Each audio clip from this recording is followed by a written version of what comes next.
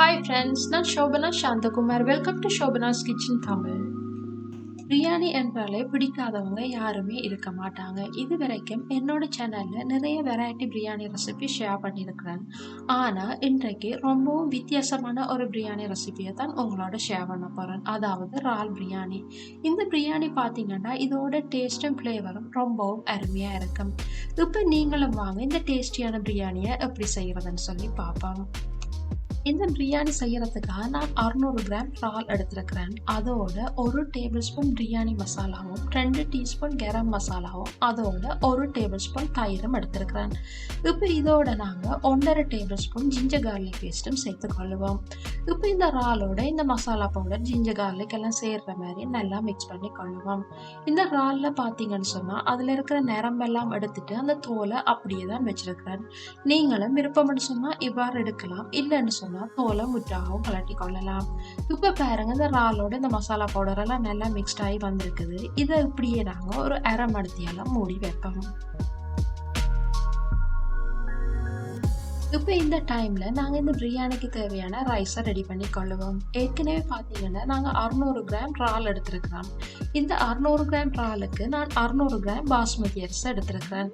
இந்த ரேஷியோ நீங்கள் கூடுதலாகவோ அல்லது குறைவாகவோ உங்களோட டேஸ்ட்டுக்கு ஏற்ற மாதிரி எடுத்துக்கொள்ளலாம். இப்போ இந்த அரிசியை இவ்வாறு 2 அல்லது 3 தரம் நல்லா அலசி கழுவி கொள்ளுவோம்.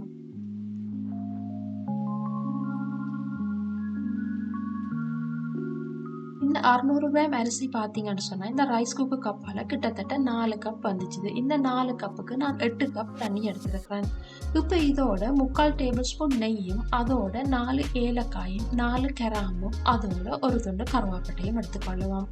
இப்போ இதோட நாங்கள் இந்த அரிசிக்கு தேவையான உப்பையும் சேர்த்துட்டு ஏற்கனவே கழுவி வச்சிருக்கிற பாஸ்மதி அரிசியும் இதோட சேர்த்துட்டு இந்த ரைஸ் குக்கரை அப்படியே மூடி விடுவோம்.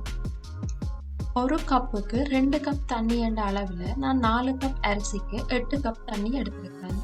நீங்கள் உங்களோட அரிசிக்கு ஏற்ற மாதிரி தண்ணீர் அளவை எடுத்துக்கொள்ளுங்க. இப்போ இந்த அரிசி வேகிற டைமில் நாங்கள் இந்த பிரியாணிக்கு தேவையான மசாலாவை ரெடி பண்ணி கொள்ளுவோம். அதுக்கு முதல்ல இவ்வாறு ஒரு பேனை அடுப்பில் வச்சு அதில் 1 டேபிள் ஸ்பூன் பட்டர் அல்லது எண்ணெய் சேர்த்துக்கொள்ளுங்க.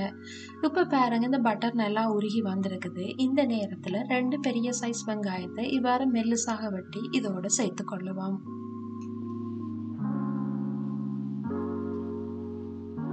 இப்போ இந்த வெங்காயம் இவ்வாறு ஒரு 3/4 பதமாக வதங்கி வந்ததும் இதோட நாங்கள் ஏற்கனவே பிரட்டி வச்சிருக்கிற இறாலையும் சேர்த்து நல்லா மிக்ஸ் பண்ணி கொள்ளுவோம்.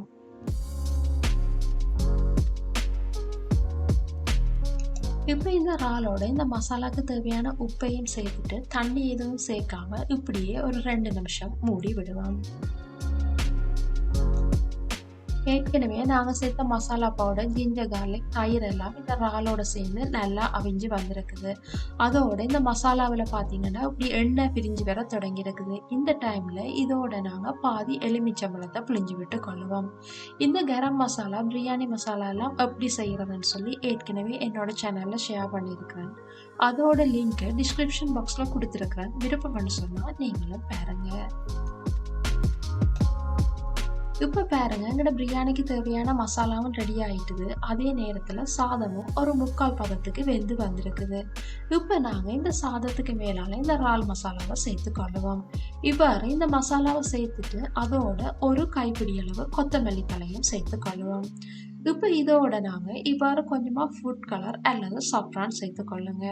அதோட 1 டேபிள் ஸ்பூன் நெய்யும் சேர்த்துட்டு இந்த ரைஸ் குக்கரை திரும்பவும் மூடி விடுவோம். இப்போ பாருங்க எங்களோட ரைஸ் குக்கரும் வார்முக்கு வந்துட்டுது. இப்போ நாங்கள் செய்த பிரியாணி எப்படி வந்திருக்குன்னு சொல்லி திறந்து பார்ப்போம். உண்மையிலே வாஷம் நல்ல அருமையாக இருக்குது. அதோட சாதமும் நல்லா வெந்து கொஞ்சம் கூட குழஞ்சு போகாமல் நல்ல உதிரி உதிரியாக வந்திருக்குது. அதோட இந்த பிரியாணியோட கலரை பார்த்தீங்கன்னு சொன்னால் நாங்கள் கொஞ்சமாக ஃபுட் கலரும் சேர்த்ததால் அந்த மசாலாவில் இருக்கிற கலரோட இந்த ஃபுட் கலரும் சேர்ந்து கலரும் நல்ல சூப்பராக வந்திருக்குது. எப்போவுமே நீங்கள் பிரியாணியை மிக்ஸ் பண்ணும்போது இவ்வாறு லைட்டாக மிக்ஸ் பண்ணி கொள்ளுங்க. ஏன்னு சொன்னால் நீங்கள் இந்த சுட சுட இந்த சாதத்தை கூடுதலாக மிக்ஸ் பண்ணீங்கன்னு சொன்னால் அந்த சாதம் உடைஞ்சு போயிடும். அதால் இவ்வாறு ஓரமா லைட்டா மிக்ஸ் பண்ணி கொள்ளுங்க.